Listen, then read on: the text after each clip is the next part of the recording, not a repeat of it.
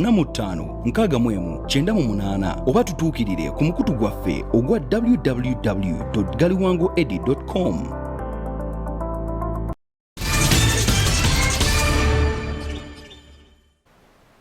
Yes, tukulisa mwe wa Soul TV akadde kano kabana fa BF Suma.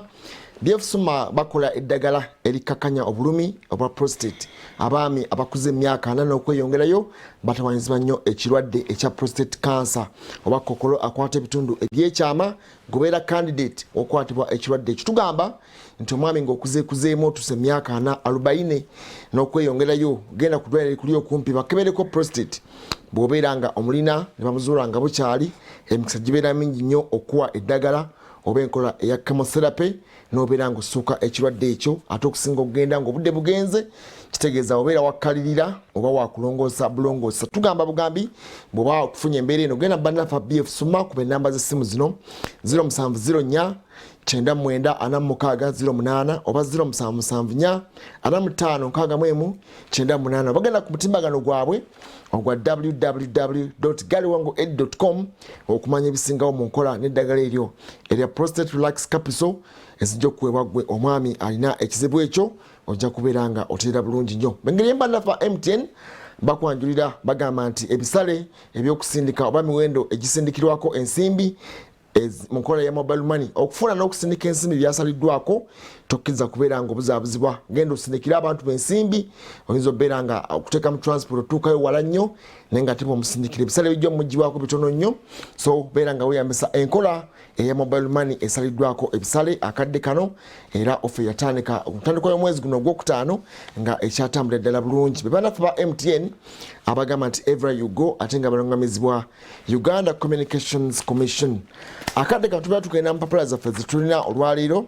Daily Monitor ne Observer balina ensonga nnyingi ziwandiikiddwa mwami Omunnyo wano omutwe omukulu bagambye nti Omunnyo alabudde abakozi ku nkwe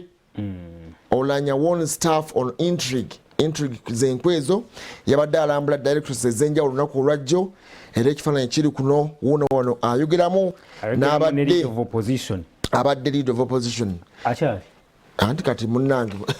paka ebintu byagutaanaawo kuba yalondebwa alina okuhandinga over tanabakola ki kufuna amulira mu bigere naye ate ekifaananyi kyekyo ekifaananyi kirabika bulungi bawayamuko wano Chala beta wola cyane olunaku olw'eggulo ow'ekitiibwa Jacob Olanya yasinkanye mu kubakulembera ebitongole bya palamenti 24 lunaku lw'olusoose nga yakalondebwa kuba sipiika yasazeewo okulabika nti atandikirawo emirimu yabadde n'abakulembera ebitongole bya palamenti olunaku olw'eggulo ekifaananyi kino kya Olanya nga asinkanyeemu leader of opposition Honorable Betty Achan awol omuntu asinga okubeera omusanyufu mu directorate ezenjawulo ye munnaffe Chris Obore akulira directorate y'amawulire ne public corporate affairs tumanyi nti kati mukulu Olanya agenda kuelevatinga agenda kutula flow ey'omukaaga ave ku yokutano gy'abadde atulako naye ono munnaffe bakubulidde ennaku 5 bwe bamusindika ku forced leave without to pay n'agenda mu kooti nga atojja kudda kakati munnaye bwebanga yamuzizzaamu ku lunaku olusookedde ddala ndowooza kiba kimuwaaka mwenyumwenyu okulabika nti omulimu gwe akawogo agenda kuddamu ate akafune bulungi nnyo mukyala Kadaga ali mugoba mu ofiisi eyo ku peegi eyokusatu Daily Monitor era aleese eggulire nti Kadaga ayozaayozezza Olanya oluvannyuma lw'okuwangulwa yamuyozayoza mbu yamuyozayoza era biwandiise kwano n'ebigambo byennyini ebyayogerwa omutabaganya waliwo omutabaganya Honorable Cecilia Ogwaro namulengira nga tebabitegeera bulungi ebiddakaawo yagamba nti tajja kukkiriza era kuddamu okukola ki okulaba ate endless battles ezo zitagenda mu maaso n'aga nti nja batabaganya omukwate mu ngalo myozeyoze okkirize nti kituufu kubanga mukyala Kadaga tujjukira nti bamuyita okuwa ne speech bamuyita yesaba nedda yasaba nga bakamala okulangirira okubala mukulu namugamba nti ku order papers bwe kiri ojja kulindako kati akadde ke bamuyitiramu okubanga ajja okwogera ate nga agenze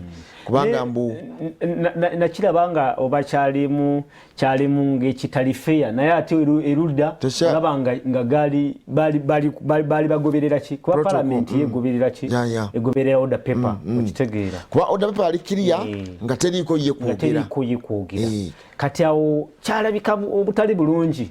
omukyala yasaba naga nti mumpe akakipa wakeri kamu tolwaki basonsekamu ebitali kati gwe wali olowooza kuba nzijukira bwe bamuyitira ndowooza zaali zigenda musanga 11 12 wali olowooza nti ajja kutuulaawo paka bamala okubala kitegeeza teyalonda na deputy speaker kubanga ye olwamala okulonda yakeera nnyo enjala ng'emuluma asibye olunaku lulamba owekitiibwa Kadaaga zagenda okukola ssaawa 2 n'eddakiika nga 10 nga waali yakeera twamulengerawo nga n'omusuubira mbu ajja kutuulaawo alinde paka ssaawa kyali a bit unfair naye bwe bityo bibeera amna order paper kyalagira bwe kitiko mwebazaako bwana Wamala this is the most honorable thing she could do okukongratulatinga eyamuwangudde naga nti nkuyozayoza ndowooza abantu baali basuubira nti oba ayinza okwekandaga n'atambula nga engeri gye yagiramu nti okuvaawo kwe sisobola kuyita kwekandaga okuba nti yavaawo ng'emikono nongamba okwekandaga obutagenda na kumuyozayozaako abadde omumyuka we naye ndowooza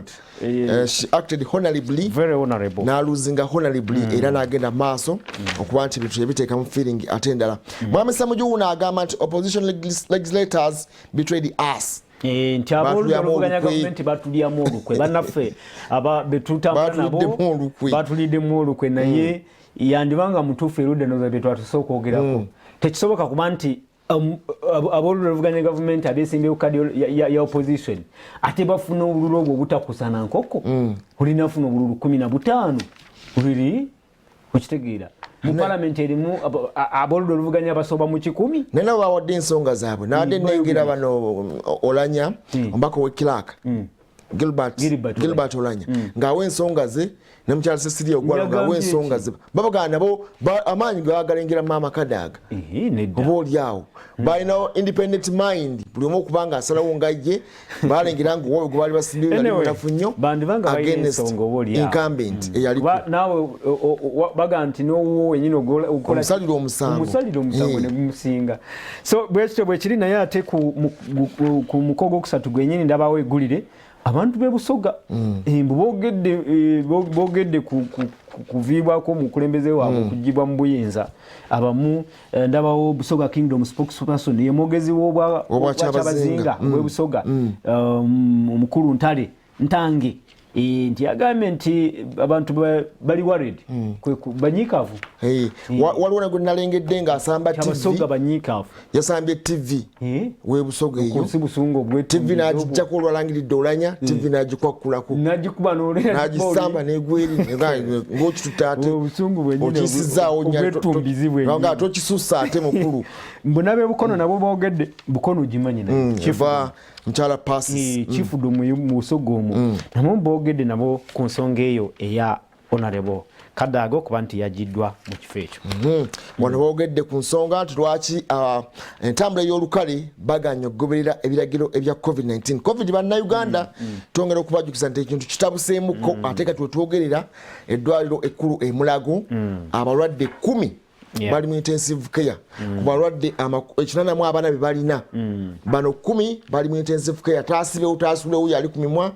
bw'ogenda Entebbe balina abalwadde 7 naye ku balwadde 7 era abalwadde 10 nabo bali mu intensive care so kitabuseemuko twakafiirwa abantu 358 so kiraga nti twongeremu emmundu zaffe okwongera okuzisembeza mask gisembeze sanitizer yongera okumukozesa kubanga ekintu kitabuse kati otwogerera aliyo n'omwana omuto omwana gwe bazadde maama yamuzadde nga alina COVID-19 n'omwana omuto COVID namuzaala under cesarean section kikulaga nti embeera sinzibu abasatu bafa abaataano bafa ab'ekinana bafa COVID ali real bannayuganda mulabikenga ebyokulya ebijanjala empiso tubiveemu tuddeyo ku nnono z'okulabika nti tugondere ebiragiro ebyakutangira COVID-19 kale obadde okyayogera ku bya ab'ebusoga kuba nti banyiikaavu ate eggulire nalyo lirino Omoro ne Bukeddeya bombo bali mu kujaganya kwennyini abe umuru umuru yekundi ja umuru ne bukedde yabo wekitibulanye zikyavuga jazalibwa ate bukedde ya yomunafa nitamongi naye jazalibwa kati awo embuto zivuga sibye kizije bogera sibwe lugero luli kurumbe rwente esanyu lya malimbo esanyu lya ki akatwa tulage observer katuno nnyo bidandi wuna ina byayogedde ku 7 amugambye nti gopisifle toyogedde yali minister wa government z'ebitundu atenga yakulemberako n'ekibiina ky'ebyobufuzi ekya peoples akyakirimu anti bafunye mbaka omu jabiri santa okot yagambye nti go peacefully genda mu mirembe agamba eyali mukama we Yoweri Kaguta Museveni buhabulwa nti agende mirembe agende mu mirembe nebo osome guli ojja kutegeera lwaki yakyo badega pipi ino mbaka omuyeka Santa Okot Santa Okot bamujjukira nnyo yali kibiina kya NRM nasala nadda ate mu PPP yakomyewo ombaka oyo People's Progressive Party mbaka mu mambuka g'eggwanga ate nga yakulira Women's League mu kibiina kino babadde kabaga walinga bamuyuzayoza akatiko ekibiriti kokka ekebalina mu parliament yes then observer ku mukogo mukaaga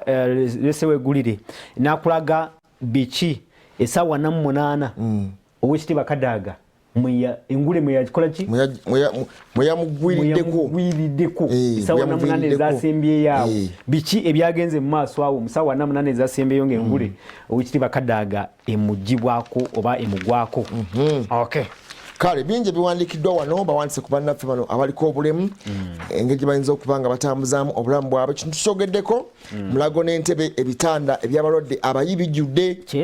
kakati awo nga bijjudde ki COVID-19 kumeya 22 inaku z'omwezi 22 omwaka omwezi guno ogwokutaano abalwadde 31 abaleetebwa 10 kubo basindikibwa mu ICU directly kakati mutunira nti ate ne high dependence unit nazo zijjudde wakati high dependence unit ebeera makati ono ng'akyali mu kolungubanguba obasooka omuteeka bwe bitabuka ne bamutwala ate mu ICU oba intensive care unit so tulengere bannayuganda okwongera okubagamba nti COVID-19 alabikanga ariyo ate kati tetumanyi bulungi